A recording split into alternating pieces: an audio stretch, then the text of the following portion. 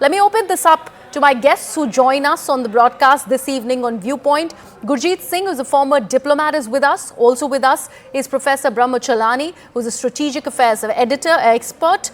Also with us is Fred Weir, who's a Russian affairs expert. And also with us is Richard Haniana, who's the president of the Center for Study of Partisanship and Ideology in California. We'll, of course, be getting us another speaker in just a short while who'll also give us a democratic perspective from the Washington, D.C. Remember, the all-important bilateral with President Joe Biden also happened yesterday with Prime Minister Narendra Modi. Let me actually begin with the first guest that I had announced, Mr. Gurjeet Singh. Mr. Singh, the all-important corridor announcement has just about happened. It's a historic step. It's also talking about how this will alienate China further. What do you first make out of this huge announcement that's coming out of G20? Thank you. So I think this is stupendous. And we have had in the past announcements about Build Back Better, the Global Gateway, the India-EU connectivity partnership, but there was never a project to go with it. So today you seem to have a project which will go with all these ideas together. So the crux lies in, can we get our procurement systems aligned? With China, that is never a problem because it is one entity. But I have studied trilateral cooperation for long now, and I find that the major problem is how to align your procurement systems.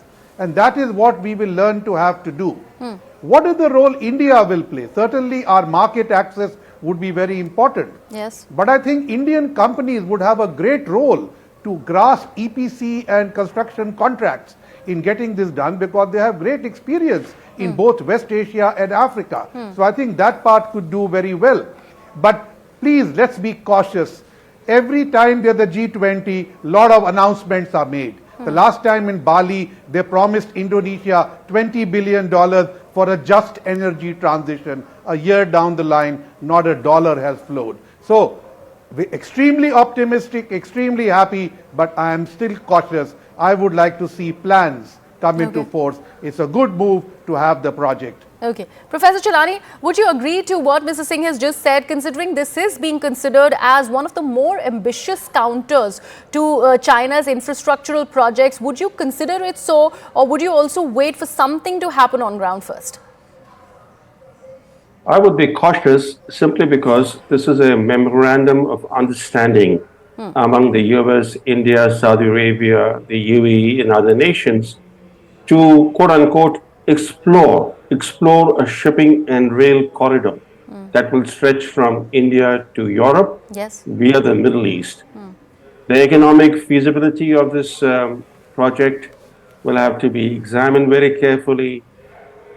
So there are a lot of things that need to be examined before this project can take off. And this project initiative is not part of the G20. This has emerged on the sidelines from the discussions that leaders of America, India, Saudi Arabia, and the UAE were having. So the G20 summit by itself, however, has an important message about China's colonial style lending. China has been pursuing death trap diplomacy, which has ensnared a number of nations in Africa, Latin America, and Asia in a Chinese debt trap. To counter China's predatory lending, the G20, in its consensus document, has agreed to reshape the World Bank, increase its capacity to lend to the poorer countries, lend money for infrastructure projects. So making the World Bank a larger institution geared to helping poorer countries address their infrastructure challenges is an important step and a clear signal to China that it's not going to be the only game in town. Okay. Okay. Let me actually bring Mr. Fred here. Fred Weir, I'd like to understand from you, and we are going back to what we started with, talking about the joint declaration, a consensus has been arrived. The announcement that came out of G20 Day 1 today was this is with 100% unanimity. There has been no footnote. There has been no discrepancy whatsoever. Of course, it came after a lot of deliberation. China and Russia were at the center of it all, considering their presidents were absent from the G20 summit this year in India. Now, with this announcement of a rail and the rail corridor coming in very, very close to that announcement of a joint declaration coming in, how do you juxtapose the two? How do you read the joint declaration and also this conversation about alienating China that the corridor announcement will be making? Well, first of all, I think India is to be congratulated for navigating that situation, and especially the passages on the Ukraine war. It certainly will be received not with satisfaction, but with equanimity in Moscow. And there's nothing there that will bother them. And I'm sure their delegation signed on to it easily enough. It means that that bullet has been dodged as far as Moscow is concerned, because it has been a constant feature of all these meetings, you know, that this contention over the Ukraine war and the insistence on both Western countries and Russia in making that the central issue all the time. And in this case, they've been sidelined, both the United States and Western countries and Russia has sort of been gently pushed aside in favor of bigger issues that are of concern to the global majority.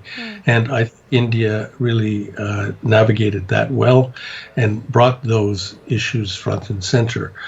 Beyond that, I don't think there's anything about that will all the results of this meeting will be warmly welcomed in Moscow. I don't know Beijing. I'm not a Chinese expert, but Moscow won't be bothered by any of it. They have their own plans in Africa. In Latin America, they also have their outreach plans. They're more modest than the Chinese ones. For instance, if we're speaking about transport corridors, Russia is heavily involved in the transport corridor from Iran up through Azerbaijan to connect with the Russian rail network that goes both east and west from there. I think that's underway. There's a section of railroad still to be built in Iran. So there's more than one transport corridor going on in the world. But Fred,